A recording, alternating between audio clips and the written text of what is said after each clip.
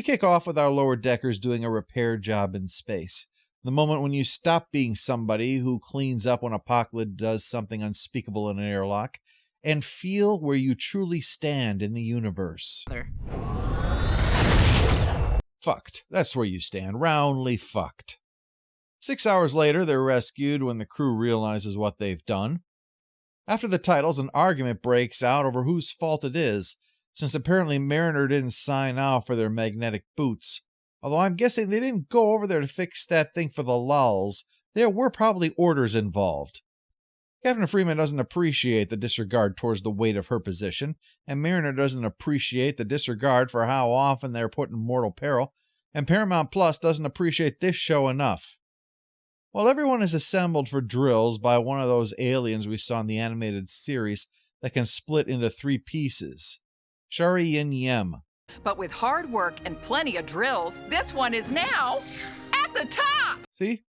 So, 3 easy pieces here explains that these are holopods meant to simulate actual things that have happened to other crews, to see how well you can manage to face them. And for kicks, it's Boxing Day. No, not like Chakotay, having the top and bottom of the heap switching roles. The lower deckers will be in command positions, and the bridge crew handling lower deck stuff. Mariner gets a mirror universe encounter to kick it off. What up, Bigly Mo? Handled that well. Well, Mariner decides she's going to forget about the mission and instead take over the ship, only to lose points for that. What's worse, her ambition is really shown to be overblown when she can't even get past Mira Boimler.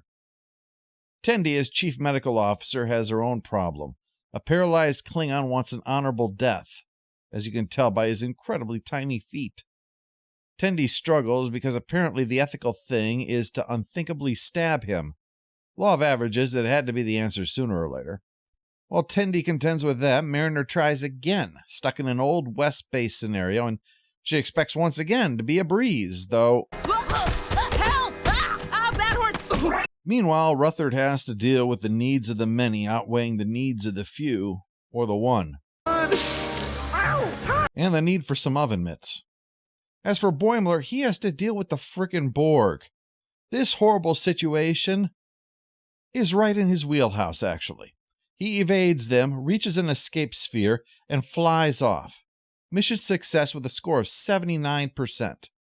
Well, since he passed, he has the option of trying it again, which he does, and this time rescues assimilated babies, 83%. Rescues more Borg, 84%. Boimler is not settling for any less than perfection from this Borg simulation, which I suppose is appropriate when you think about it. As for Mariner... Naked time. As captain, you must save your crew, who are under the influence of a virus that reduces their inhibition. Oh, this is going to be... I can't tell where I end and you begin! Is this me touching you, or are you touching me? That ends in failure, whereas Boimler... 94%. This is why I don't like PvP. I know I'm always going up against this kind of obsession. As for the bridge crew, they're loving going back to the no responsibility thing of being a lower decker. It's like a vacation for them. Stop goofing around, ensigns! The ship's under attack! What happened? Don't worry about it. Get to work. These crates aren't going to stack themselves. Trapped without context and stuck with the impossibility of this Jenga, they fail. The final test will be a joint exercise on the bridge, reenacting the escape from space dock in Star Trek III. Unfortunately, things melt down quickly. Not literally, but it might as well, as Mariner and Captain Freeman quickly become hostile and the ship crashes into the doors. Realizing what unbelievable fuck-ups they are to not even rise to the level of getting a failing score, the two then have to admit, per TV switcheroo tradition, the other side has a harder job than it looks. Captain Freeman thinks that's the real lesson here. The upper and lower deck gain greater understanding and empathy for each other. Unfortunately, that was not the goal. Seems the drill program was in danger of being shut down because the crews all kept passing.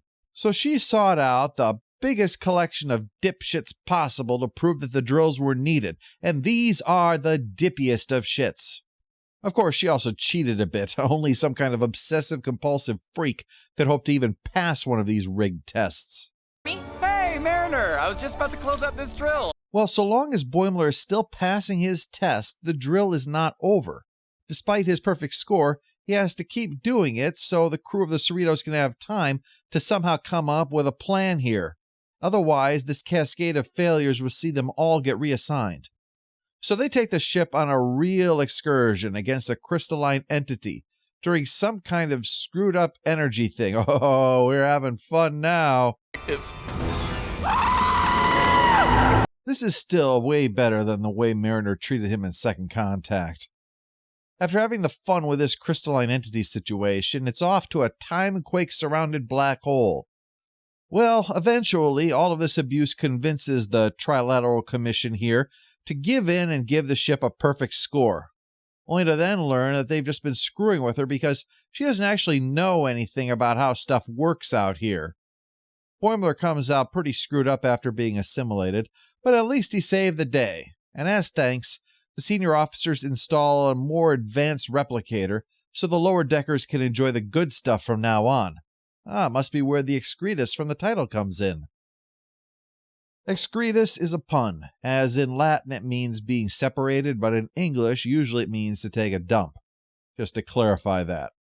This is good for Boimler. While obviously things ended badly for him, the idea that not only can he ace a rigged test, but one that requires multiple types of skills, says that he doesn't have dreams beyond his capabilities, and it's part of his path this season of being shown to be capable. Throwing the characters and familiar experiences from TNG and TOS was fun, and I very much enjoy mocking Starfleet's refusal to properly secure cargo containers even after the accidents we've seen.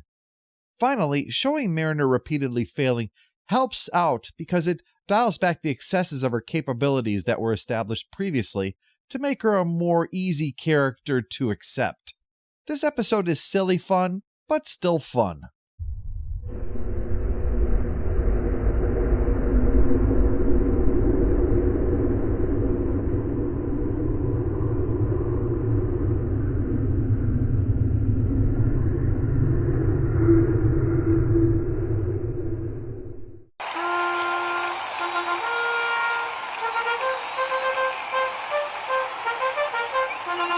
All hail the Overlord! All hail the Overlord!